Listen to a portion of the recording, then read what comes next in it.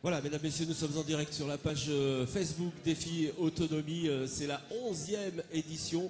L'inauguration vient de se terminer à l'instant et on est très heureux de recevoir les invités, les officiels. Et avec Thierry Baudet. Thierry, vous êtes président de la Fédération nationale de la mutualité française. Un salon comme celui-là, ici à Saint-Étienne, pour vous, c'est très important. Celui-ci en particulier. Bah, oui, bien sûr que c'est un... Bonjour à toutes et à tous. Bien sûr que c'est un salon très important. Moi, ce qui me paraît particulièrement important, c'est que c'est pas un joli coup. C'est pas un joli défi avec un beau plateau une fois par hasard. C'est une opération qui s'inscrit dans la durée. C'est ce qui me paraît le plus important, le 11e défi. Ce que je trouve particulièrement pertinent, c'est de réunir des collectivités territoriales, c'est de réunir le monde de la recherche, c'est de réussir les acteurs du médico-social, du social, c'est de réunir les financeurs et de penser que les regards croisés peuvent permettre de déboucher sur une fertilisation croisée qui fera avancer la cause du grand âge. Et naturellement, si Alain a proposé à la mutualité française d'être parmi vous, à côté de Monsieur le maire, de Monsieur le président du conseil départemental, c'est que dans ce territoire, la mutualité est particulièrement impliquée sur ces sujets-là. Et je veux saluer la mutualité Loire-Haute-Loire et naturellement EOVI, qui joue un rôle très important sur ces sujets-là. Donc oui, c'est une présence que je juge très importante pour une opération elle-même très importante. Et du coup, un salon en région peut faire remonter toutes les informations au niveau national, pour le coup. Oui, enfin, si je dois dire un mot, moi, ce qui me frappe sur le grand âge, c'est que finalement, on pense les uns et les autres ici que la question du grand âge, ça devrait probablement d'abord être une affaire de solidarité nationale. Mais on se souvient que les promesses de Nicolas Sarkozy s'étaient un peu fracassées sur la crise de 2007-2008. On se souvient de François Hollande qui voulait adapter la société au vieillissement. Le discours était novateur, on a manqué de moyens. D'une certaine manière, le candidat Emmanuel Macron n'a rien dit. Alors peut-être qu'on n'est pas à l'abri d'une surprise et d'une bonne surprise, nous verrons bien. Mais au-delà de la solidarité nationale, c'est aussi une affaire de solidarité humaine, de solidarité de proximité. Et bien sûr qu'on a besoin de politiques publiques très importantes, mais il ne faut pas tout attendre de l'État. Il faut que les acteurs agissent. Et je trouve que ce salon crée une dynamique qui peut permettre d'agir. Mais moi, ce qui me paraît très important, je me suis souvent posé la question de savoir pourquoi finalement dans notre pays, il n'y avait pas de militants de la cause du grand âge. Et je fais souvent la comparaison avec le monde du handicap. Quand on est parent d'un enfant handicapé, le handicap, ça devient la cause de toute une vie. Et on a vu des mouvements autour des personnes en situation de handicap se créer, se structurer, et elles ont contribué à faire évoluer les politiques publiques.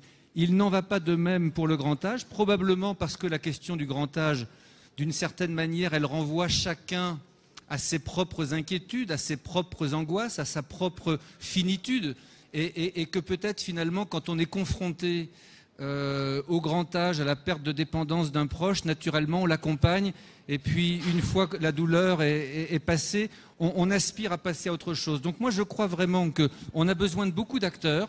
On a besoin aussi de militants, je crois, de la cause de l'âge pour faire avancer le sujet. Et je veux penser que la mutualité, mais aussi tous les acteurs qui sont là, et notamment les acteurs du non lucratif, ont un rôle majeur à jouer dans cette direction. Merci Président. On va passer le micro à Monsieur le maire. Alors Monsieur le maire, quand on a une association aussi dynamique qui rassemble énormément de métiers dans ce salon et qui réunit plus de 1000 personnes qui vont passer ici au centre des congrès, qui prend quasiment tout le centre des congrès, on doit être un maire satisfait, non? Oui, c'est un grand motif de satisfaction parce qu'effectivement l'autonomie ou la dépendance, qui est son corollaire, est un des enjeux qui est d'actualité, mais je dirais, qui nous attend à Saint-Étienne. Une personne sur 4 aujourd'hui a plus de 65 ans. On sait que au niveau national, les démographies nous met devant ces enjeux-là. Et je suis très heureux de voir que sur notre territoire stéphanois, nous avons de très nombreux acteurs privés, publics, associatifs, qui se mobilisent, qui prennent un certain nombre d'initiatives pour apporter des réponses de bon sens. Et puis, comme le disait le président de la Fédération nationale, Thierry Baudet, que je remercie très sincèrement à la fois sa présence, mais également de l'intérêt qu'il porte aux initiatives de notre territoire, nous ne sommes jamais mieux servis finalement que par soi-même. Et Saint-Étienne, c'est un territoire d'expérimentation. Nous faisons absolument tout pour qu'à la Cité du Design, au Gérontopole, que nous venons de porter sur les fonds baptismaux, eh bien nous puissions mettre à disposition de tous ceux qui ont envie de prendre des initiatives, de les tester, grandeur nature, pour ensuite pouvoir les déployer au service finalement de la nation. Très bien. Bah, ça, c'est vraiment encourageant. Bravo, monsieur le maire. Président, alors vous, qu'est-ce que vous en pensez de ce salon? Je vous ai vu, vous avez tourné un petit peu tout à l'heure. Hein. Tout à fait.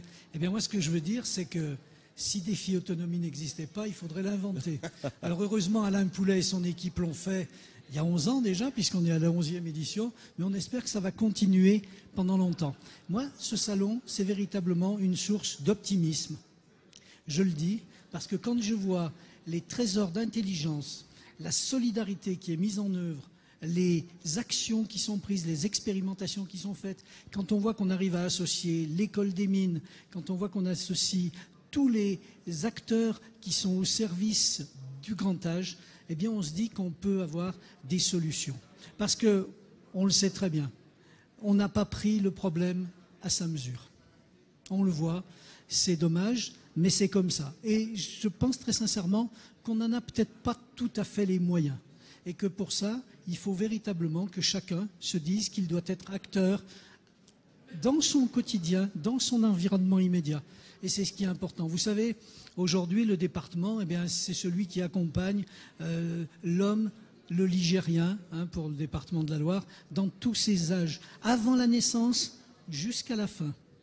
Mais on sait très bien aussi que notre action a des limites. Et que quand on parle des personnes âgées, aujourd'hui, je vais dire, il y a presque autant de problèmes, de cas à examiner qu'il y a de personnes âgées. On ne peut pas dire qu'on a une politique globale, on peut dire qu'on a des politiques qui doivent se mettre en œuvre.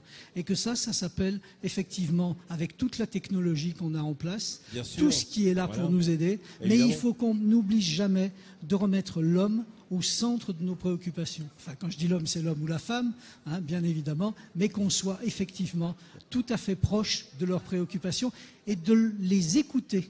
Parce que la personne âgée d'aujourd'hui, c'est pas la personne âgée d'il y a 10 ans, et ça ne sera pas celle dans 20 ans qui aura d'autres exigences. Vous avez raison, Président, mais vous avez vu qu'il y a des petits jeunes ici aussi, et je crois que justement cette nouvelle génération est en train de prendre conscience également. Ils préparent l'avenir. Ouais, c'est ça. Ils préparent leur avenir. Vous savez, quand on va rendre visite à un EHPAD, à une RPA, eh bien, on se voit. On se voit. Et c'est ça qui est important. Et c'est, je crois, un message très très fort, c'est de l'empathie. L'empathie qu'on peut avoir. Et moi, j'en profite pour rendre hommage au personnel de tous les établissements de soins, de santé, d'accompagnement des personnes âgées. Parce que chaque fois que j'y vais, je regarde le personnel et il y a des gestes d'empathie fantastiques. Alors merci à Alain, merci à la mutualité, parce que sans elle, il n'y aurait pas cette manifestation. Merci à tous ceux qui contribuent. Et puis je crois aussi que c'est un bel exemple de coopération entre la ville, peut-être demain la métropole, le département, la région, l'État. Et je pense que c'est une cause qui ne peut que nous rassembler. Alors Alain, bah voilà, vous avez les yeux qui brillent. On vous a vu d'ores et déjà quand on a coupé le ruban. D'ailleurs, on a quelques images, vous allez voir, quand on a coupé le ruban. Et ben voilà, vous êtes heureux, vous êtes un homme heureux finalement aujourd'hui. Comment arriver à une 11e édition de quelque chose qui a démarré sur une salle à plat avec une centaine de personnes. Alors on vous voit actuellement couper le ruban justement. Qui arrive aujourd'hui au niveau qui est le sien, avec des personnalités comme celles qui m'entourent aujourd'hui, qui entourent notre conseil d'administration, avec des fidèles qui nous soutiennent financièrement, techniquement. Moi, je voudrais les remercier d'abord, et puis dire aussi que, contrairement à beaucoup d'autres manifestations de la nature de la nôtre, on n'est pas là pour se féliciter de ce qui marche. Je vous le disais ce matin dans les enregistrements précédant l'ouverture de ce défi autonomie. Nous sommes là pour dire ce qui ne va pas, parce que s'encenser sur ce qui marche, ça n'a aucun intérêt. Interroger les pouvoirs publics, interroger nous tous, acteurs de l'économie sociale, acteurs de la protection sociale, sur ce qui ne va pas, c'est véritablement le fondement de ce qui va faire avancer la machine. Et les acteurs qui sont avec moi sur cette table ronde-là, ce moment particulier d'inauguration, et ceux qu'on va rencontrer sur les tables rondes pendant le colloque, ils sont dans l'interrogation de dire qu'est-ce qu'il faut faire. C'est ça le sujet, le reste n'a pas de sens. Parce que colloque, table ronde, atelier de prévention. Voilà, beaucoup de choses ici. Hein. L'urne est pleine, tout va bien. Et on peut encore venir, il y a encore un peu de place, j'ai l'impression. Ouais, ça marche, il n'y a pas de souci. Voilà, donc mesdames, messieurs, si vous voulez nous rejoindre au centre des congrès ici à Saint-Étienne, eh ben, la porte est ouverte. Vous pouvez encore assister aux ateliers puisqu'il y a encore quelques places. Et puis on vous attend évidemment pour les colloques. Messieurs, merci beaucoup.